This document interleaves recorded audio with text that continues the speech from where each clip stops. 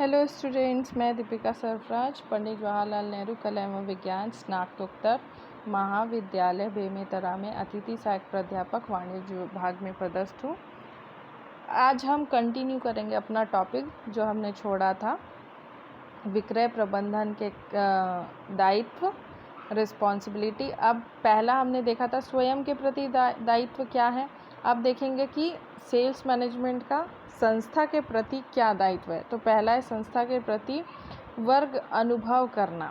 भाई संस्था में अलग अलग वर्ग हैं, उनको आपको एक तरह से अनुभव करना है और जो आपके डिपार्टमेंट है उसमें हर के लिए कुछ ना कुछ नया इनोवेशन लाना है। तब आप अपने मैनेजमेंट को नए ढंग से कर पाएंगे, क्योंकि देखिए नई नई चीज़ें हमको सीखने मिलती है। तो उस एक्सपीरियंस को अनुभव करते जाना है हर एक स्टेज में, क्योंकि मैनेजमेंट क्या है, निरंतर चलने वाला है। उस निरंतर चलने वाले प्रक्रिया में हमको बहुत सारे नए चीज़ें सीखने मिलेगी, नए वर्ग से सीखने मिलेगा। तो उस वर्ग से अनुभव एक्सपीरियंस करते जाना। उस एक्सपीरियंस के साथ क्या है, वो एक्सपीरियंस आपको आगे चल के अगर कुछ प्रॉब्लम्स आती उसमें सॉल्व करने में हेल्पफुल होगा। नेक्स्ट है सभी ग्राहकों के संस्था के प्रति निष्ठा बनाए रखना।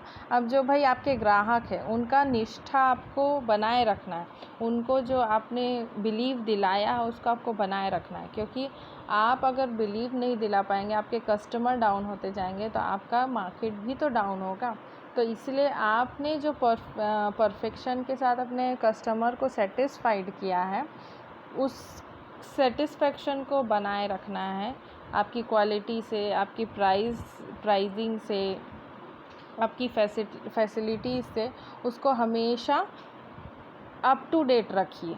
आप कस्टमर को सेटिस्फेक्शन के साथ और सेटिस्फेक्शन सर्विसेज प्रोवाइड करते रहिए, जिससे वो ज़्यादा से ज़्यादा सेटिस्फाइड हो और आपके प्रोडक्ट को वो निरंतर यूज़ करते जाएं, जिससे आपकी निष्ठा उनके प्रति बने रहेगी। नेक्स्ट है वस्तुओं की मांग एवं प्रवाह को नियंत्रित करना। जो डिमांड है प्रोडक्ट की, तो उसको आपको नियंत्रित रखना है। जब भी डिमांड है आप कस्टमर को वो डिमांड पूरी करके देंगे। जो आपका सेल्स है वो आप हमेशा जब भी डिमांड हो गया, जब भी आपको आदेश आएगा, आपको कम से कम उसको अप टू डेट रखना है और साथ में उसको नियंत्रित ढंग से रखना है। आप अति प्रोडक्शन भी करेंगे तब भी आपके लिए उसको रखने के लिए दिक्कत।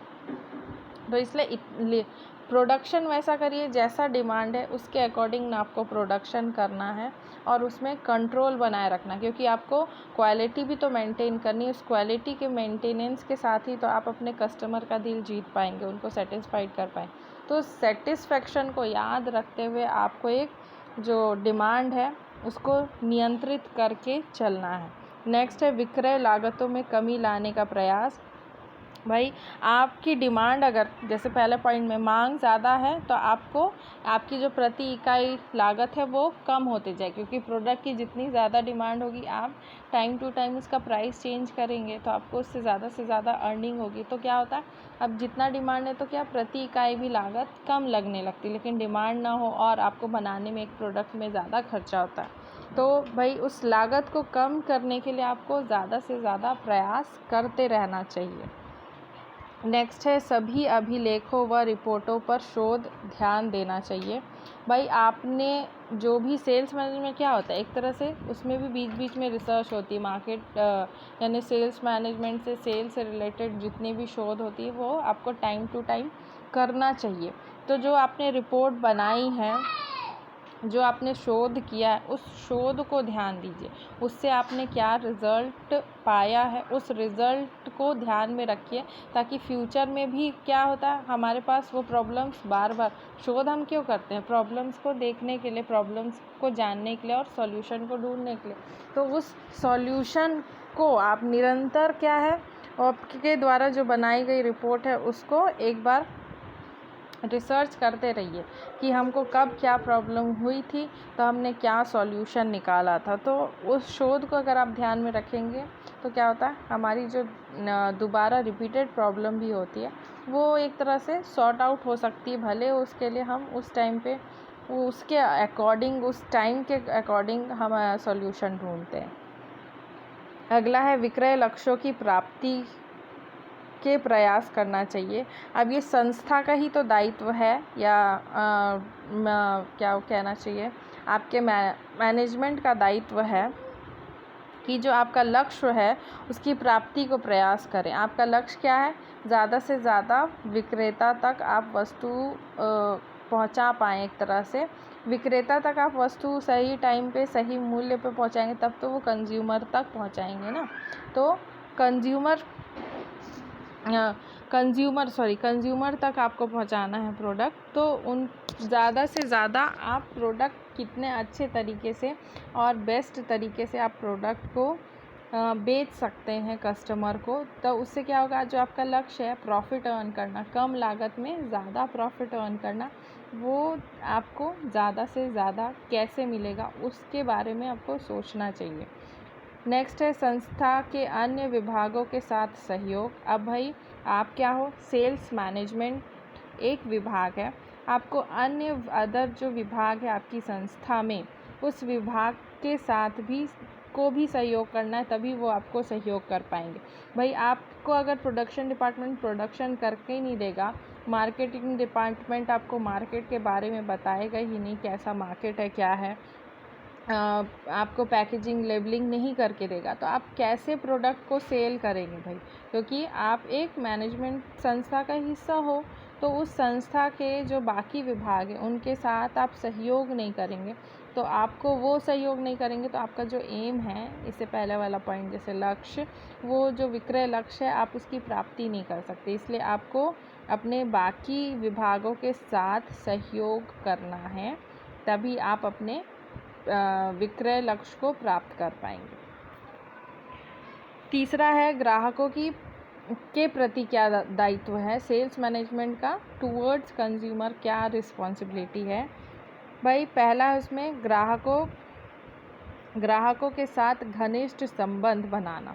अब भाई अब आप सेल्स मैनेजमेंट का काम है, जो वहाँ कर्मचारी हैं वो क्या करते हैं, ग्राहक को प्रोडक्ट बेचते हैं। अब ग्राहकों के साथ आपका रिलेशन भी घनिष्ठ होना चाहिए, क्लोज्ड होना चाहिए। एक तरह से क्लोज रिलेशन नहीं होगा तो आप के कंज्यूमर आपके प्रोडक्ट को नहीं खरीदेंगे, वो दूसरा सब्स्टिट्यूट। तो आपको उनको विश्वास दिलाना है अपनी क्वालिटी से, अपने मूल्य से, उनको कंटिन्यू सेटिस्फाइड करना है। ये नहीं कि एक बार सेटिस्फाइड कर दिए तो हो गया, कंटिन्यू आप अपने कस्टमर को सेटिस्फाइड करेंगे, तभी आप उनके साथ घनिष्ठ संबंध कंटिन्यू कर पाएंगे। क्योंकि हम जब प्रोडक्ट लेते हैं या किसी भी मार्केट से हम प्रोडक्ट ख़रीदते हैं, तब क्या होता है, वहाँ कंज्यूमर उसी शॉप से लेगा जहाँ उसको पसंद है लेना, या उसको सही प्राइस में प्रोडक्ट मिलता है। तो इसलिए आपको वैसा फैसिलिटी प्रोवाइड करना है कि आपके कस्टमर आप ही का प्रोडक्ट यूज़ करें। नेक्स्ट है ग्राहकों को अपनी संस्था के साथ संबंध बनाए रखने के लाभ बताना। भाई आप अपने ग्राहकों को ये बताना है कि आप हमारे प्रोडक्ट ख़रीदते हो तो हमको उससे क्या प्रॉफिट होता है। आपके साथ मतलब जो आपके कस्टमर को आप सेटिस्फाइड करते हैं, तो उससे क्या होता है, उस सेटिस्फेक्शन से उनको भी मोटिवेशन मिलता है, तो वो आपको अच्छे से अच्छा प्रोडक्ट और देते हैं। तो आपको ये भी शेयर करना है बीच बीच में या कस्टमर से कि आपकी आवश्यकता के अनुसार हम प्रोडक्ट बना रहे हैं, और उस आवश्यकता को पूर्ण करने के बाद जो आपका फीडबैक होता है उससे हम मोटिवेट भी होते हैं और हमको लाभ भी मिलता है। अगला है ग्राहकों को विक्रय क्षेत्र में होने वाली परिवर्तन की जानकारी देना। भाई जो कस्टमर है उनको भी आपको अपने चेंजेस के बारे में बताना चाहिए। क्या कई ग्राहक ऐसा तो नहीं है कि हर कस्टमर हर ट्रेंड को जानता है। कुछ कस्टमर जानते हैं जो ट्रेंड फॉलो करते हैं, लेकिन कई कस्टमर ऐसे हैं जो ट्रेंड फॉलो नहीं करते। तो जो आपका विक्रय क्षेत्र है उसमें जो परिवर्तन हो रहा है उसके बारे में भी आपको जानकारी देना है। ग्राहक को जानकारी कौन देता है? आप ही तो देंगे। विक्रय सेल्स मैनेजमेंट विक्रयकर्ता ही तो देता है। भाई कुछ नया प्रोडक्ट आया उसका इन्फॉर्मेशन आप बताएंगे तभी वो कस्टमर जानेगा, या फिर कुछ नया ट्रेंड आया है तब भी आप उनको इन्फॉर्मेशन देंगे तब वो जानते हैं कि हाँ ये कुछ चेंजेस आए हैं। क्योंकि देखिए चेंज क्या है, रिपीटेड होता है, लेकिन वो एक नए तरीके से आता है। तो उस नए तरीक़ों को जब तक कि आप कस्टमर को बताएंगे नहीं वो कैसे समझेंगे। अगला है विज्ञापन एवं विक्रय संवर्धन साधनों के द्वारा उत्पादों के बारे में विविध जानकारी देना। मतलब जो विज्ञापन है या फिर सेल प्रमोशन है उसके द्वारा जो प्रोडक्ट के बारे में जो भी जानकारी है वो भी हम देते हैं, या उसके संसाधनों के बारे में भी जानकारी। एडवर्टाइजमेंट में क्या होता है, आपको प्रोडक्ट के बारे में बताया जाता है कि वो प्रोडक्ट किस ब्रांड का है, उसका नाम क्या है, क्या यूज़ का है। और सेल प्रमोशन से आपको एक ऑफ़र के तरीके में क्या है, कस्टमर तक वो प्रोडक्ट पहुंचाया जाता है कि ज़्यादा से ज़्यादा जानकारी उनको मिले कि ये प्रोडक्ट भी है जिसको आप यूज़ करेंगे तो आप सेटिस्फाइड होंगे, आपको यूज़ करना चाहिए। तो क्या है, एक तरह से आप उनको इन्फॉर्मेशन देते हैं। नेक्स्ट है ग्राहकों को उत्पाद के नए मॉडल व नवीन परिवर्तन की जानकारी देना। जैसे इससे पहले वाले पॉइंट मतलब ग्राहकों के विक्रय क्षेत्र में होने वाले परिवर्तन की जानकारी तो आप देते हैं, साथ में जो आप नए प्रोडक्ट ला रहे हैं या नया मॉडल या फिर कुछ नया परिवर्तन करके ला रहे हैं उसके बारे में भी जानकारी देना ज़रूरी है। जैसे कुछ प्रोडक्ट होते हैं जो एक समय के बाद उसकी लेबलिंग या कुछ भी शेप साइज़ उसके पैकिंग का चेंज हो जाता है, तो लोग क्या सोचते हैं ये तो नया प्रोडक्ट है। तो उसके इन्फॉर्मेशन भी आपको देनी चाहिए, कस्टमर को बतानी चाहिए कि नहीं ये वही प्रोडक्ट है, बस थोड़ा सा परिवर्तन किया गया है, या फिर उस प्रोडक्ट के जगह आप कुछ नया ला रहे हैं तो उसमें क्या नया लाए हैं आपको उसकी जानकारी उनको बतानी है। ये क्या ग्राहक के प्रति आपका दायित्व है।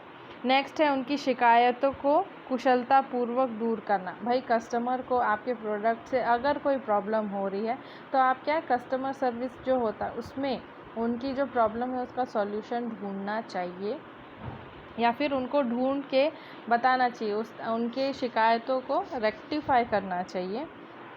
जैसे हम जानते हैं ना एरर को दूर करना, जो एरर है उसको जब तक कि हम आप दूर नहीं करेंगे कस्टमर सेटिस्फाइड नहीं होगा। उस सेटिस्फेक्शन के लिए ही हम तो मैनेजमेंट कर रहे हैं, या आप ये कह सकते हैं उनके लिए ही आप काम कर रहे हैं। तो उनको अगर प्रॉपर वे में आप सेटिस्फाई नहीं कर पाए तो फिर क्या मतलब, आपका मैनेजमेंट कुछ नहीं है।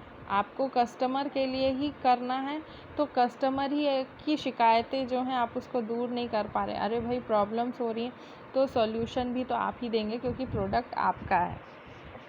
लास्ट है विक्रय की नवीन तकनीकों को प्रयोग में लाना ताकि ग्राहकों की संतुष्टि में वृद्धि हो सके। भाई जितने भी नए टेक्निक्स आते हैं मार्केट में उसको आपको यूज़ करना चाहिए। ऐसा नहीं है कि आप पुराने ढर्रे से ही अपना काम कर रहे हैं, तो ये पॉसिबल नहीं है। क्या पहले जो फॉर एग्ज़ाम्पल पहले जो बही खाता बनाया जाता था क्या अब भी वो होता है? कई जगह होता है, लेकिन अब क्या हुआ, नया सॉफ्टवेयर आ गया है, सॉफ्टवेयर के बेसिस पे अब खाते मेंटेन होने लगे हैं, सब ऑनलाइन ट्रांजैक्शन जो हो रहा है। पहले क्या सब पेपर में वर्क होता था, अब सब क्या होता है एक तरह से टेक्नोलॉजी में सब चीज़ होने लगा है।